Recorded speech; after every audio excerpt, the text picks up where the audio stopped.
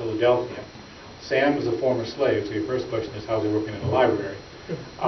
Because most of the slaves, as I mentioned a moment ago, were not literate. Sam is a man who was once owned, with his wife Tilda, was once owned by a woman who was considered very eccentric for that time. She did not believe in separating families. She did not believe in whipping her people. She did not believe in working them inhumanely. And she did not believe in the prescriptions keeping black people from reading.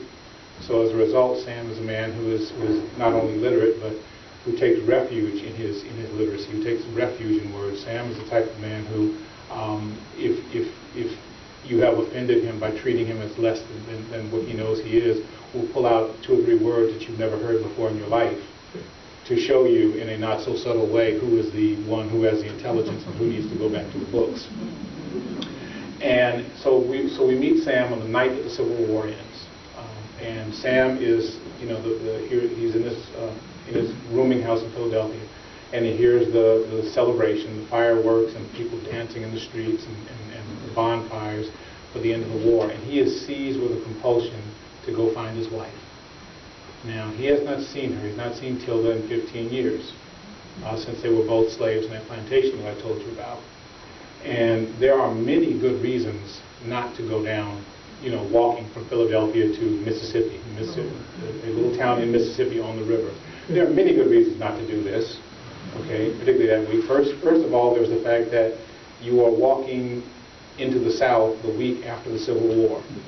And as I like to tell people, white folks were not in a particularly good mood in the South the week after the war. You're not catching them at their best. You might want to wait that out. But the other thing is, just in terms of finding Tilda, you have not seen her in 15 years. You do not know if she is still in the same place. You do not know if she has another man, because this is one of the things that the former slaves who went walking looking for their loved ones often ran into, that the person that they're seeking has given up and has found somebody else. You don't know if she has another man. You don't know if she's dead or alive. But the thing that really is the most daunting for Sam is the knowledge that she could be in the same place.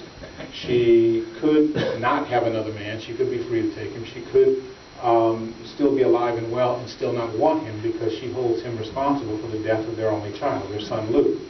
See, 15 years ago, when Sam last saw Tilda, Sam had decided that he was going to run for his freedom. Tilda's response was, why do you want to leave Miss Prentice? We've got it pretty good for slaves.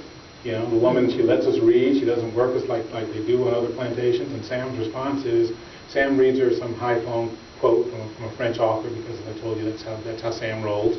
But Sam also tells her, Sam's thing is also, if you are a slave to an enlightened master, or mistress in this case, you're still a slave.